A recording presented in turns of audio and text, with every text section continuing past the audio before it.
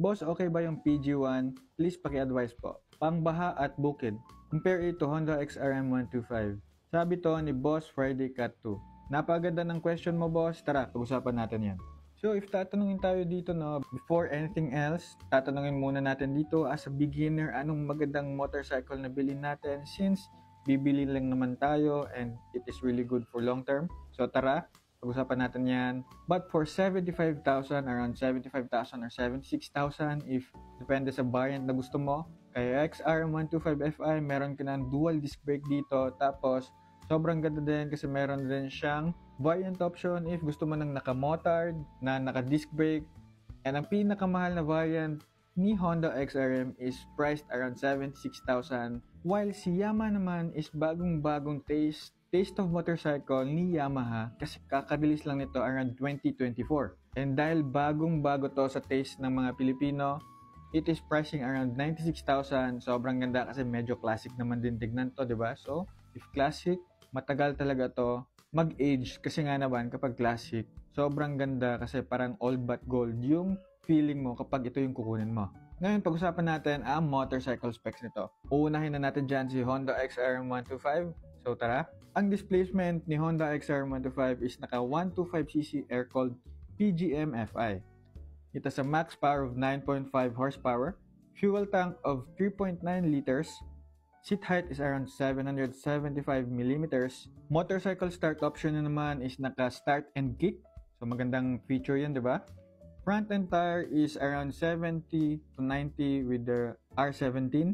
Tapos yung rear tire niya naman is naka 80 by 90 R17 din. Ang gearbox naman dito is naka 4-speed semi-automatic transmission. While its front brake is naka disc brake. Tapos naka drum brake naman if yung XRM DS yung kukunin mo. But if yung medyo mahal yung DSX, which is the Dual Sport Extreme, is front and rear na is naka disc brake. Now, the ground clearance naman nito is naka 145mm.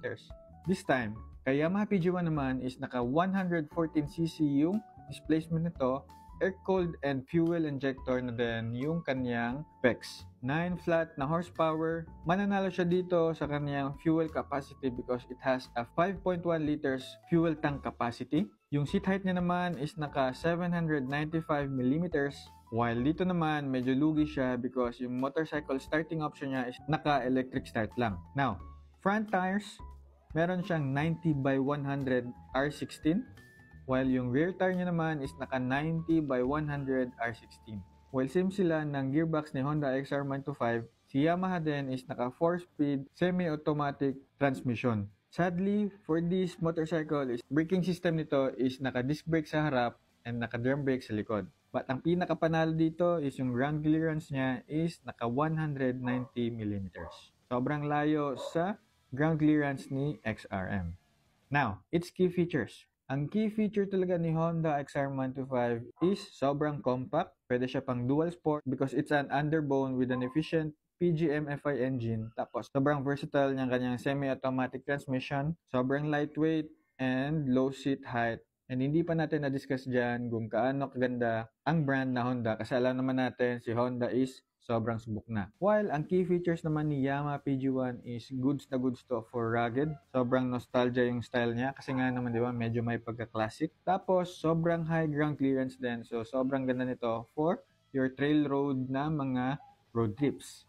Maganda din yung kanyang fuel capacity kasi mas malaki yung kanyang fuel tank capacity which is 5.1 liters. And yung tires niya rin is off-road capable kasi sobrang ganda din ng black pattern tires nito. And goods na goods din yung kanyang utility kasi nandun din yung kanyang fuel tank. Now, let's go naman sa advantages of Honda XRM125. Ang advantage naman ni Honda XRM is it is much more likely more affordable compared kay Yamaha PG1. Next, meron din itong better fuel efficiency which is it has 65 kilometers per liter. And it really has a low seat and lighter because if it's like this, it is much more super beginner friendly. While ang advantage naman ni Yamaha PG1 is it has a taller ground clearance of 190mm, great for rough roads. It has bigger fuel tank, which is it can extend the range of your driving capabilities, especially sa daan. Now, sobrang ganda nito Ang advantage nito is mapapalingon talaga yung mga mata nito kasi may pagka-rugged retro yung styling niya. Tapos, sobrang simplistic ng design pero makikita mo talagang maganda yung tindigan. Now, pag-usapan naman natin yung kanilang disadvantages. Ang disadvantage ni Honda XR125 is that it has a smaller tank capacity which is 3.9 liters lang. So, medyo limited yung range natin dito. Next naman is medyo lower yung ground clearance nito compared kay Yamaha PG1 and baka may impacto if gagamitin mo to for rough terrains. Now, last but not the least na disadvantage din nito is that it has less rugged styling for off-road use compared naman kay Yamaha PG1. The disadvantage naman kay Yamaha PG1 is it has a higher price of 96,400 pesos. And if you're more likely on a Filipino height, medyo tagilid tayo dito because it has a taller seat of 795 millimeters. So, less ideal to for shorter riders. But if medyo porsigido ka, I think kayang-kaya mo lang din naman to. Last but not the least, it has a lighter fuel economy versus XRM na mas malayo yung range ng pagka-FI ng Honda XRM. But again, mas malaki pa rin naman yung tank ni PG1. So I can say medyo balance lang sila doon.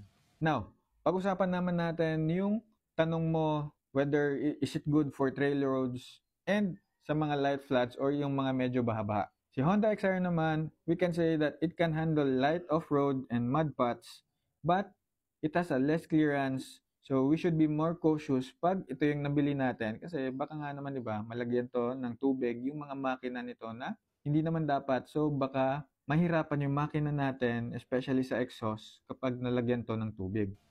Now, si Yamaha PG1 naman is a better equipped for rugged roads, especially yung mga pangbukid, mga trail roads, and it has a high chance na it can cross shallow waters and napakalaking advantage ng ground clearance nun kasi mas less yung exposure ng exhaust nito kapag ginagamit natin to sa medyo mababaha talaga na situations. Now, which one is better for beginners? If you're beginner, gusto mong magsimula matutong magmotor, gusto mo yung motor mo is magtagal, gusto mo yung motor na capable for daily, yung for good for any purposes, kayang-kaya to ni XRM, especially for its price, around 75 to 76,000, depende sa variant mo. Masasabi talaga natin na this is a better decision kapag bumili ng motor. Now, if you're planning for rough roads, errands with gears, then Yamaha PG1 can deliver really bigger tanks if gusto mong gamitin ito na meron pa ring style at medyo maporma ka pag nabili mo tong motor na to.